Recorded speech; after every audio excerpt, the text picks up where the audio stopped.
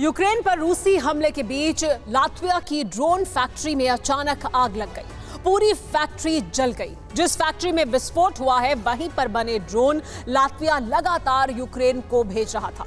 Latvia के रास्ते America भी अपना हथियार यूक्रेन को दे रहा था।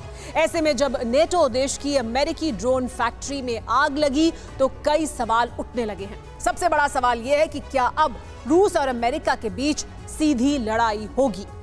ये डरावनी आग, ये खौफनाक धुआं, अग्निकुंड बनी इमारत,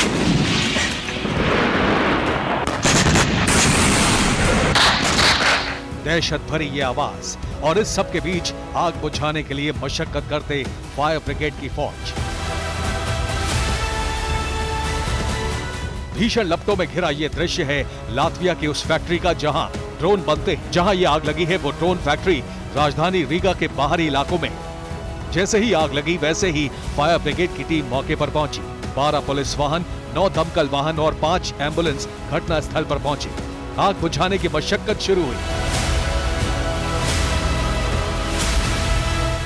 बताया जा रहा है कि यह फैक्ट्री अमेरिकी कंपनी एज एटोनॉमी चलाती है।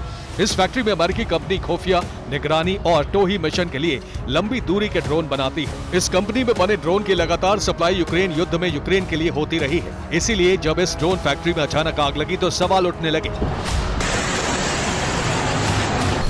कि क्या लात्विया की ड्रोन फैक्ट्री पर हमला हुआ है? अगर ये हमला है तो क्या रूस ने अटैक किया है या लात्विया में ईरान का बदला लिया गया?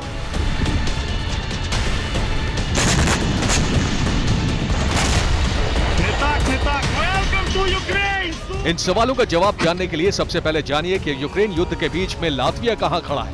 वैश्विक मानचित्र पर लात्विया का मायने क्या है?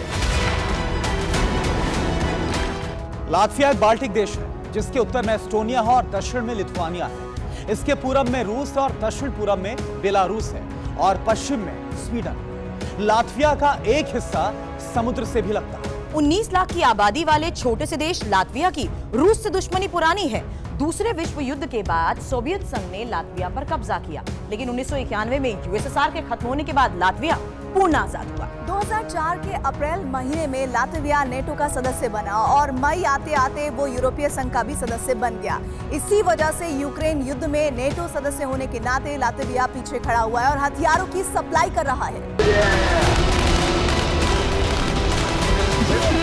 जब रूस ने पहली बार यूक्रेन में स्पेशल ऑपरेशन या कहिए आक्रमण किया, जब पहली बार कीव पर बारूदों की बौछार हुई, जब पहली बार जेलेंस्की की हिम्मत टूटी थी, तभी से लात्विया मॉस्को के खिलाफ खड़ा है। प्रेसिडेंट पुतिन की फौज से लड़ने के लिए यूक्रेन को लात्विया बेहिसाब मारक क्षमता वाले हथियार दे रहा है। लात्विया ने यूक्रेन को anti aircraft missile system stringer दिया है, स्वचालित हॉवित्जर दिया है, मशीन गन और गोला बारूद दिया है, हेलीकॉप्टर, ड्रोन और टैंक रोधी हथियारों की सप्लाई की है।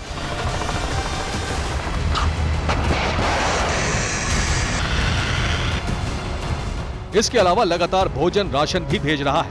अमेरिका भी लात्विया के रास्ते यूक्रेन को हथियार देता रहा है। पिछले दिनों ही लात्विया के रक्षा मंत्री ने यूक्रेन के समर्थन को लेकर प्रतिबद्धता जताई थी।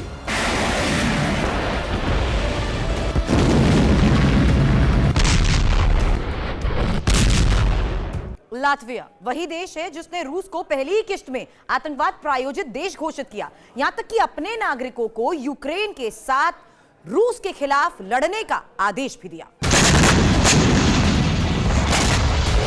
लात्विया से मिले ड्रोन से यूक्रेन ने रूस को जबरदस्त नुकसान पहुंचाया है। ऐसे में जब इस बाल्टिक नाटो देश में स्थित अमेरिकी ड्रोन कंपनी में आग लगी है तो रूस पर सवाल उठ रहे हैं। पश्चिमी मीडिया में आशंका जताई जा रही है कि इस आग के पीछे रूस हो सकता है। यूं तो इस आग की वजहों की अभी जांच चल रही है, लेकिन अगर उसके पीछे रूस है तो आगे का सवाल ये है कि क्या लात्विया की आग यूक्रेन युद्ध का विस्तार है? क्या अब नेटो और रूस के बीच सीधी लड़ाई होगी? क्या ये आग तीसरे विश्व युद्ध की पहली चिंगारी है? असल में नेटो का संविधान कहता है कि अगर एक नेटो देश पर हमला हुआ तो उसे नेटो पर हमला माना जाएगा। शत्रु देश के खिलाफ सारे नेटो देश मैदाने जंग में होंगे। इसीलिए लात्विया में जब आग लगी है तो वैश्विक शांति टकटकी पर टंगी दिख रही है। आशंका इसलिए भी घनघोर है क्योंकि जिस फैक्ट्री में आग लगी है वो अमेरिकी कंपनी है। अमेरिका अपने स्तर से इसकी जांच करेगा।